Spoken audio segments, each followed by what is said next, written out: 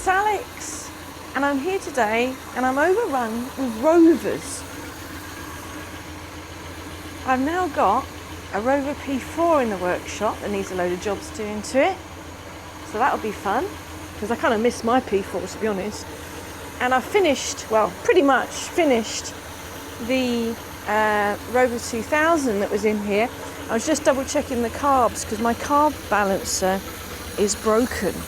So I've had to resort to some bits of wire to try and make sure they're balanced. And yes, they are balanced. And I've checked in with a bit of hose in the ear as well. So yeah, sounds quite nice. A little bit spitty, but I said I think the carbs could do with a rebuild kit really. But it drives nice. I drove it home last night just to make sure everything was good. Temperature gauge stays around there really, a little bit warmer when we're out on the road. Idle is nice. Oil pressure's good. And no leaks, that's the important thing. Right, let's turn that off. Because I can put the dampers back in. And I've just got to set the fast idle thingamabobs on there. What else have I done? So let's have a look in there. It's a shame I've done all that work and you can't see it. The engine side plate's been replaced. The exhaust manifold's been welded in 2 places, and I've put a bit of paint on it as well. Tidied up the wiring from the alternator and the starter motor. What else have we done? We've trimmed the hose down for the heater so it's not kinked anymore. What else have we done? I did have to put another condenser in there because it seemed to play up. It's all right now. What else? Just tidied up the wiring for the coil and things because it was all sort of trying to hang off. Yeah, just bits and bobs really. Nice bit of antifreeze in there now. New brake servo hose as well. Yeah, it's a lot happier, bless it.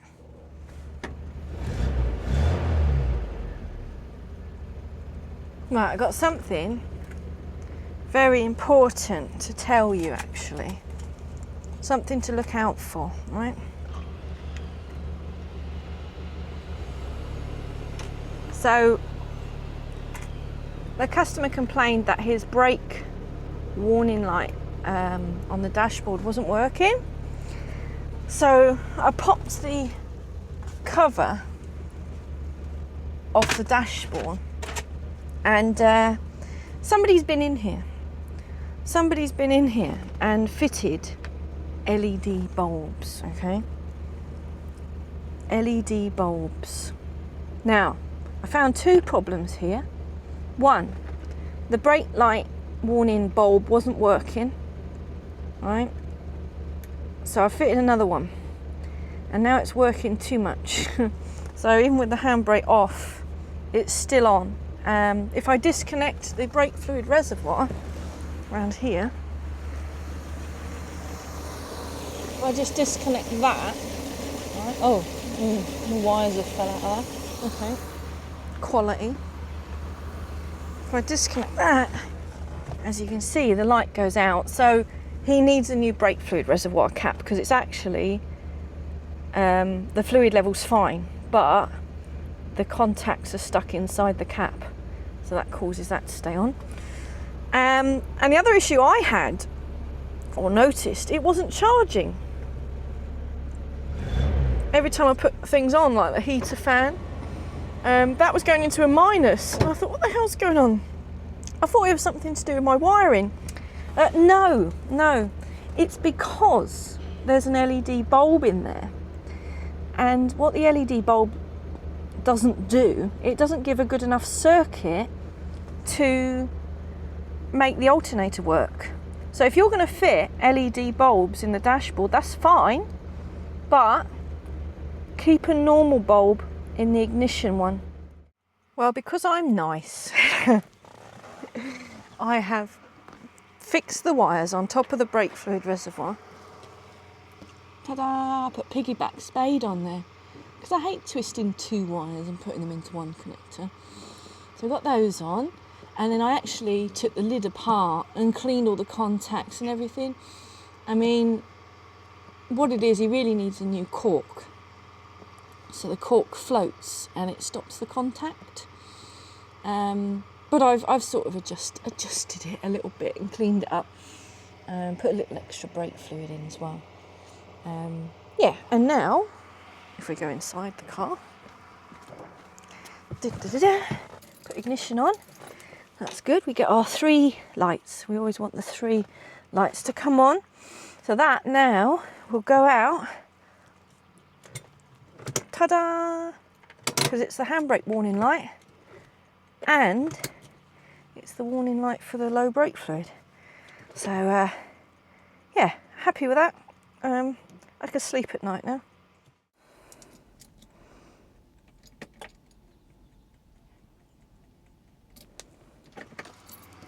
And can I just stress how much of a pain in the bum this air filter is? I mean, according to the books, this carb setup and air filter is for a 2022. Sorry, you know what I mean. A 2.2 litre Rover. Now this bracket that the air filter's on, it's spring loaded. So you have to sort of push this bracket down to get the bolts started. There we go. Let's put that little breather on. And yeah, it's just annoying. It's just a really annoying setup. And it's not easy to get on and off. You've got 4 epoxy bolts holding the thing on. And don't even get me started about getting the actual filter into this thing. There we go. Once they're started, you see, I can get this, my new toy, and whiz them on. Nothing's going to stop me with this. It's only a cheapy electric ratchet. It just saves messing about with things like this. Yeah. Because, it's really awkward. That's it. It's just so easy to nip things on and off with this. There we go. One more. No good for my back cleaning over here. That's it. Nice. Now this has got a thermostatic setup that's like vacuum operated, but when I got the car here it was all disconnected, so I'm not messing about with that. I'm going to leave it as it is. One thing we do need to get is that pipe. A bit of ducting. Put that in. Get in there, you. Boink. That's it. Right, that's ready. And then this is fiddly. Got the coolant hose in the way. This regulator box actually is defunct because it's got an alternator on there with no regulator. Oh, I hate this so much. I really do. There's probably not an easy way of doing this, but I am yet to have found it. You've got to sort of hook it in at the bottom. Get it in there, sort of slide it in. And then it pops out and really annoys you. Stay in there. Gosh, a neighbour is over there singing. It's quite embarrassing. For him, anyway. Come on, you. I hate this thing. Really fucking... Oh, I'm swearing. It's got to be the worst part of the job. It's getting this to sit in there nice. I imagine over the years it's got bent or something and it's just not fitting as well as it could.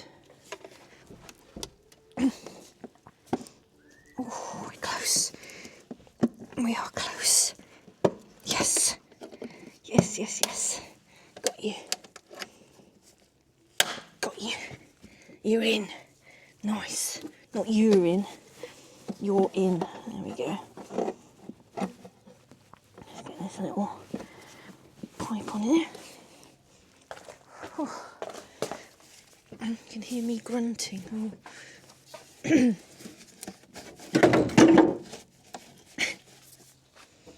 Oh. What's it like down there in the radiator? Good job you got your little cover on, isn't it, eh? Your indestructible cover. Oh, my hair's a mess. I really should tie my hair up when I'm working on cars because I get a right old flap. Ooh, okay, yeah, I think that is it. Car back together. Bye-bye. Bye-bye. Cargo, bye-bye. I would like that car to go. I've enjoyed having it here, but I have a queue of Rovers. There's meant to be another P4 coming next week. We'll get onto that in a separate video, that one. But this is just an update on the P6.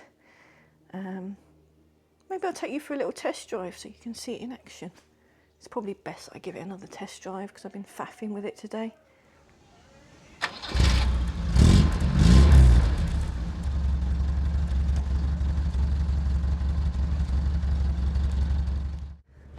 And of course, Ron, we can't test drive the car without a bit of cheeky Webasto.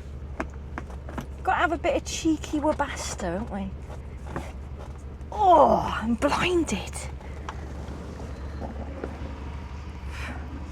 It's a shame we couldn't get the Webasto fixed. Just needs the stitching doing, you see. But that's fine. It's a summer car, isn't it, eh? The roof will be permanently open, I'm sure. Right, we won't leave that hanging down. That then goes wee up there.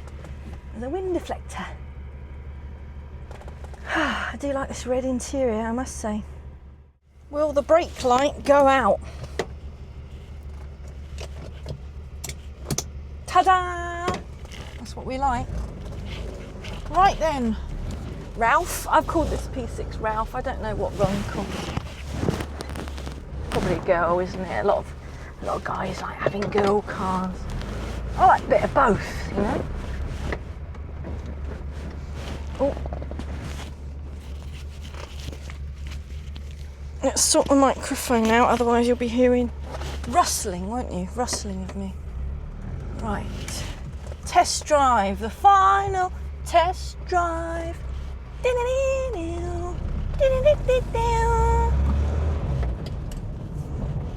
Sorry. I hope Ron's going to be happy with his motor. I hope he says that it drives better than it did when he drove it here. Even though it only came in for a water leak. Oh, that ashtray keeps popping open. Ah, look, the brake light's flickering, so that poor old cork in the brake fluid reservoir is not very well, is it? So, you need to get a nice bottle of wine down your neck, Ron, and then you can use the cork. Don't get a screw top wine. Make sure you get the cork. And then you can fit a new cork in your lid. Or you can just buy a new lid. I think you can get them now. I got an abundance of lids kicking about, but they need new corks, you see. God, dear me.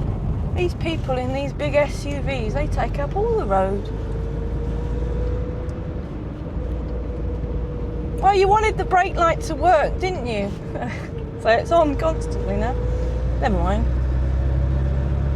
It's because the cork becomes porous.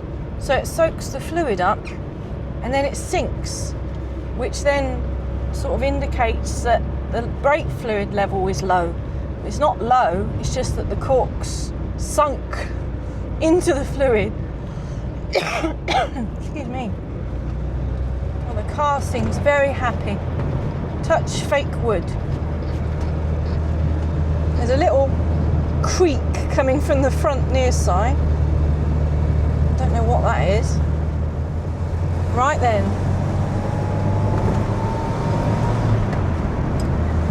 Oh yes, we do love a P6. It is strange for me driving a manual though, a manual P6. I'm so used to auto P6s. But the twin carbs pull well. I mean the twin carb 2.2 litre must be even faster. It's a nice quiet engine, even with the roof open. It's much nicer without that manifold blowing. Much nicer. Oh, a tractor. Oh, it's running so much nicer, this car now.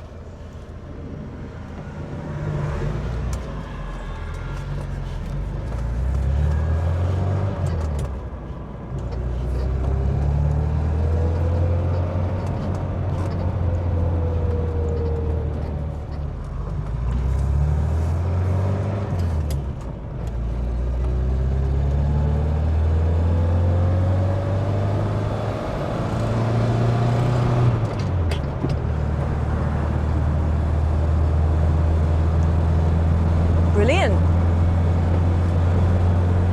Most enjoyable.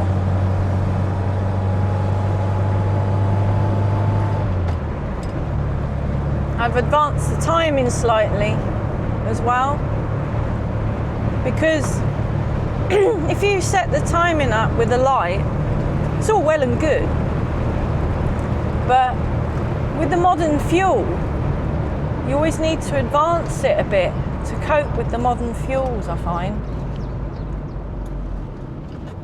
I can never tell what gear this is in.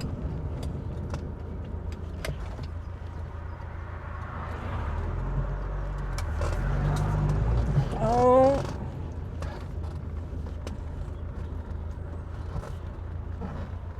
Mind the wall! Woo! Certainly has got some beams, this car. It's so much quieter than my P6. Because I got the auto, it's always revving its tits off.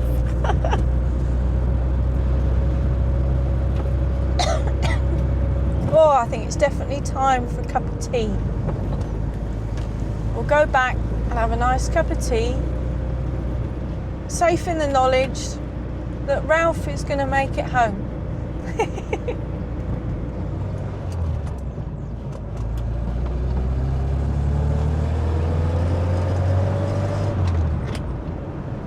Oh, the temperature is staying perfect. And look at the charging rate now. That was another good excuse to give it a test drive, to charge the battery up.